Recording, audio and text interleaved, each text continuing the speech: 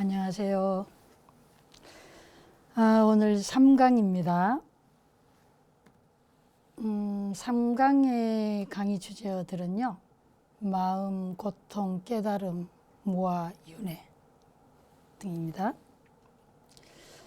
이와 관련된 질문들을 보면 변덕스러운 마음을 어떻게 다스려야 하나요? 마음이 방향을 잃고 자리 잡지 못하고 부유할 때 마음이 자리할 곳을 어떻게 찾아야 할까요? 어지러운 마음의 심적 안정감을 찾고자 할 때에 임시 방책이 있을까요? 이런 질문들이 였습니다. 자, 이 질문들을 이렇게 보면서 달마 대사와 해가 스님의 그 일화가 있는데요. 제가 인터넷에서 이게 마땅한 그림을 찾으니까 주로 해가 스님 그 팔 한쪽 잘라가지고 이렇게 드리는, 그게 지금의 우리 시대에 너무 극단적이고 좀 어울리지 않고요. 겨우 찾아낸 게 이거예요. 자, 어떤 이야기냐 하면은 이제 해가 스님이 달마 스님한테 가서 내 마음이 너무 힘들다, 괴롭다, 이 괴로운 마음을 좀 고쳐주라, 고쳐주십시오 하는 그런 이제 청을 간절하게 했을 때 달마 스님께서 그럼 그 힘든 마음을 이리 가져오너라, 내가 치료해 줄게, 이렇게 했어요. 그래서 달마 스님, 해가 스님이 그 힘든 마음을 이렇게 찾았어요. 찾으니까 힘든 마음을 찾을 수가 없는 거예요. 그래서 힘든 마음을 아무리 찾아봐도 찾을 수가 없습니다. 그 해가 스님이 그래? 그럼 내가 치료해 줬다, 이런 일합니다.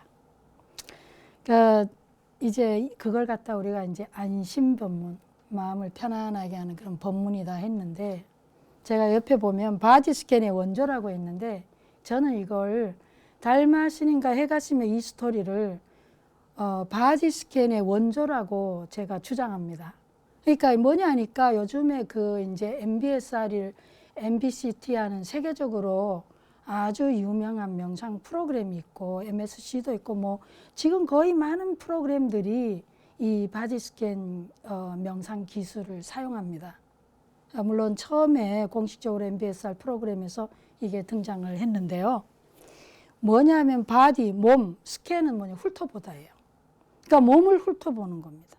자, 달마 스님이 그럼 네 힘든 그 마음을 가져와 봐라, 내가 고쳐줄게 했을 때 해가 스님이 마음을 아무리 찾아도 찾을 수가 없습니다. 해가 스님이 어떻게 찾았겠냐는 거죠. 여러분들이 지금 굉장히 불안하거나 우울하거나 괴로워. 마음 괴로우니까 내 이 마음 좀 치료해달라. 그랬을 때 그 마음이 어디 있냐? 그 마음 한번 내놔봐라 했을 때 여러분은 어디서 여러분 마음을 찾아볼 거냐는 거죠. 저는 이거 제가 개인적으로 경험이 있습니다. 20대 때 엄청나게 저도 방황을 많이 하고 외롭고 힘들고 괴로웠었는데, 그리고 세월이 흘러서 출가하고 제가 미국에 있을 때인데 어느 여름 방학 때 제 도반 스님이 놀러 와서 자기 일본서 유학할 때 엄청 외롭고 힘들었다. 그래서 그런 얘기할 때 제가 문득 나도 20대 굉장히 어느 한때인가 외롭고 힘들었었는데, 근데 그 순간에 제가 저 자신을 보니까 하나도 외롭고 힘들지가 않는 거예요. 그래서 제가 난 그때 힘들었던 그 고통이 어디 갔지?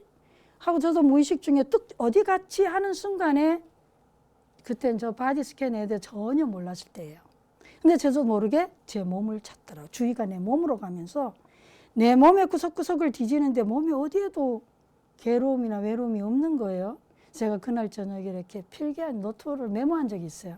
내 세포 하나, 내가 10대, 20대 때 내 고통 없이는 시간이 단 1초도 흘러주지 않는구나 하고 이런 일기를 쓴 적이 있었는데, 그때 순간에 내가 그때 그 고통이 내 세포 하나하나를 뒤져봐도 그 고통은 흔적도 없이 없구나, 사라졌구나, 이걸 제가 깨달은 적이 있었거든요. 바디 스캔이에요. 그래서 옆에 보시면 이건 전형적인 마음 챙김 바디 스캔입니다. 누워서 짧게는 보통 한 40분, MBSR까지는 굉장히 길게 해요. 아주 짧아도 20분은 잘 없어요. 기본적으로 한 40분. 제가 진행하고 있는 프로그램에서도 한 40분 하는데, 이 선적으로는 이게 익숙해지면 1초 만에도 가능합니다. 바디 스캔. 그래서 해가 스님이 바디 스캔 했다는 거예요. 몸을 뒤졌을 때 그 고통스러움이 어디에서도 없었다. 여기서 우리가 유추할 수 있는 게 있죠. 바디 스캔이라는 것이 이 감정을 이게 뭔가 조절하는데 굉장히 도움이 되는구나. 이거 힌트를 얻어줄 수가 있죠. 자, 그러면 한번 실습을 한번 잠깐 해보겠어요. 자, 허리 한번 세우시고 다시 눈 감으시고, 제가 그냥 이거는 짧게 하겠습니다. 길게 할 수 없으니까 시간 관계상. 자, 심호흡을 한번 해봅니다. 심호흡을 한번 하시고요. 자, 지금 현재 여러분의 마음이 괴롭다고 해봅시다. 불안이든 스트레스든 뭐 방황이든 화든, 자, 여러분의 감정에 한번 이름을 붙여보시고, 지금 이 순간에 여러분이 느끼는 가장 강한 감정이 뭔가 한번 이름을 붙여보시고요. 자, 그런 다음에 그 감정이 내 몸 어디에서 가장 강하게 느껴지는지 한번 찾아봅니다. 주의를 여러분의 몸으로 가져가셔서요. 발끝에서 쭉 훑어서 발목, 다리, 허벅지 쭉 해서 여러분의 이 몸, 머리, 정수리까지 쭉 훑어봅니다. 여러분의 몸 어디에서 그 감정이 가장 강하게 느껴지는지.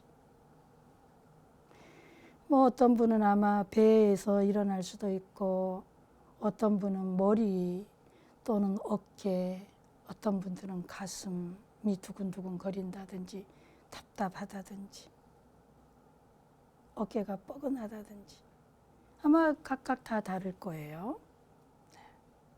자, 그러면 이제 그 부위를 발견하셨으면 그 부위에 여러분의 주의를 가져가셔서 그 부위를 부드럽게 어루만져 줍니다. 마음속으로 해도 되고 손을 가져가셔서 어루만져 줘도 됩니다. 가볍게 마사지를 해줘 봅니다. 필요하시다면은 위로의 말을 해줄 수도 있어요. 많이 힘들지?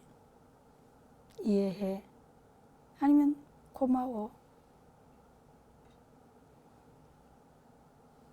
이 순간에 여러분의 그 몸의 부위가 가장 필요로 하는 말이나 또는 위로를 제공해 봅니다.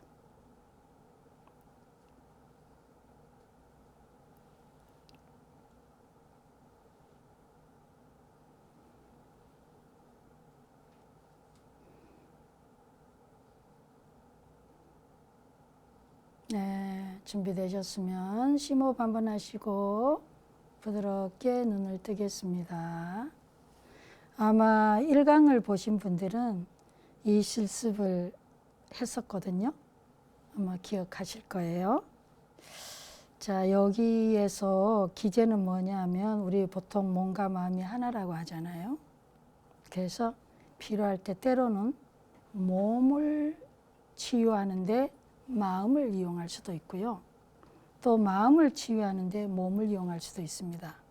근데 여기서 중요한 부분은 우리가 심리적으로 불편을 겪게 되면 반드시 몸에 불편을 유발하고 몸에 흔적을 남깁니다. 그래서 우리가 몸을 치유함으로써 마음도 함께 위로받을 수 있다는 것을 여러분들이 아마 이해하셨을 거예요. 다음 질문입니다. 마음이 무엇입니까? 마음 없는 사람 없죠? 마음이 뭐냐? 단순하게는 마음이 뭐예요? 느낌, 감정, 기억, 생각, 암, 경험 다 마음이죠. 이 마음을 제가 아주 다시 초감 트룸파라고 하는 분이 마음을 묘사하는 글을 아주 잘 표현해놔서 제가 설명한 대신에 우리 다 같이 그 글을 음미하면서 마음이 뭔가 한번 알아보겠습니다. 마음은 모든 것이다. 우리가 알고 있는 것이 전부 마음이다. 네, 알미 전부 마음이라고 그랬어요. 마음은 우리의 세계를 창조한다. 일체 유심조 말 아마 기억하실 거예요. 마음은 우리가 가는 곳, 우리가 존재하는 곳 어디에나 있다. 그렇죠. 우리가 마음을 떠나서 도망갈 수가 없죠. 마음은 매우 단순한 지각이다. 마음은 오직 마음이 아닌 다른 것에 의지해서 생존할 수 있다. 마음은 반드시 뭐예요? 우리가 어떤 대상을 통해서 눈기, 안이, 비, 설신, 의가 색성양, 미촉법을 통해서 발생하는 게 마음입니다. 그렇지 않으면 마음은 굶어 죽는다. 다가 빠졌네요. 투사를 통해서 존재한다. 그러나 너무 많이 투사하면 기준을 잃고 복잡해서 도리어 마음을 잃어버리고 병적이 된다. 반대로 지나치게 부족하면 작동이 멈추게 된다. 네. 내가 너무너무 강하게 뭔가 대상에 집중하고 막 이렇게 하면요, 나중엔 정신이 없어져요. 어지러워지죠.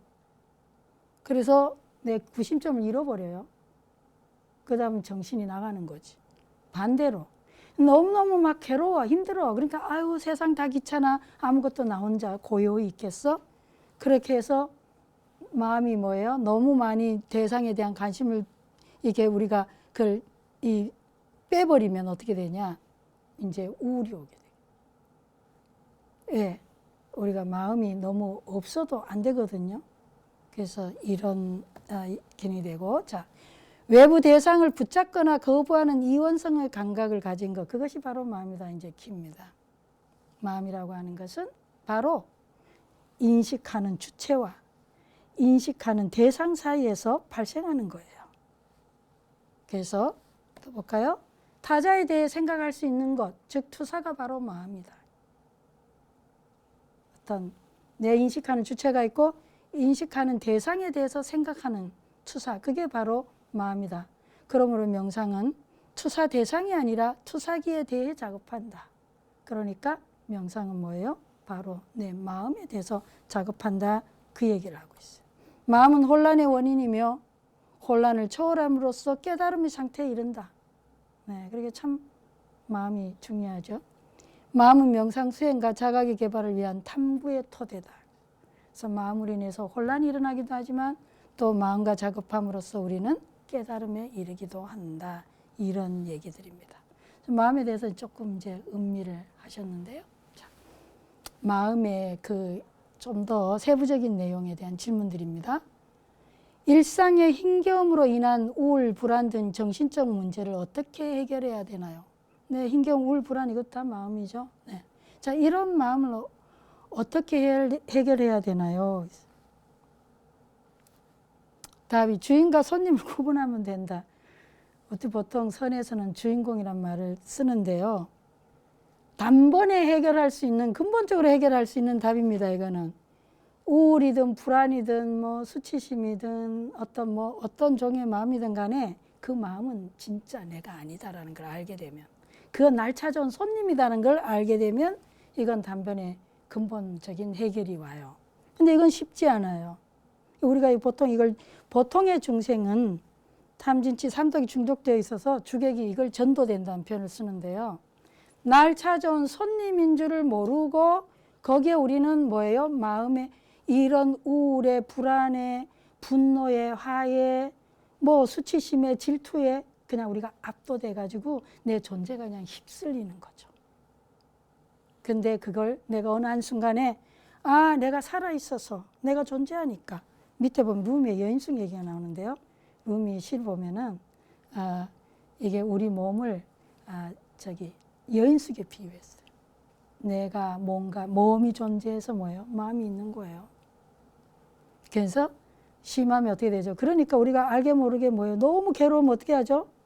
술을 먹어서 그냥 둔감하게 만들든가, 아니면 어떻게 하죠? 더 심하면 또 약물을 하든가, 더 심하면 이 몸을 파괴해버리죠. 그게 자살 아니겠어요? 이 몸이 있어서 우리가 존재하기 때문에, 살아있기 때문에 그냥 찾아오는 손님인데, 이 손님을 주인으로 착각해서 손님을 진짜 나로 착각하게 돼서 이제 여러 가지 주객 전도다 이런 말을 하는데, 우린 거기 경지까지는 안 간다고 생각하고 그냥 조금 더 현실적인 얘기를 해볼까요?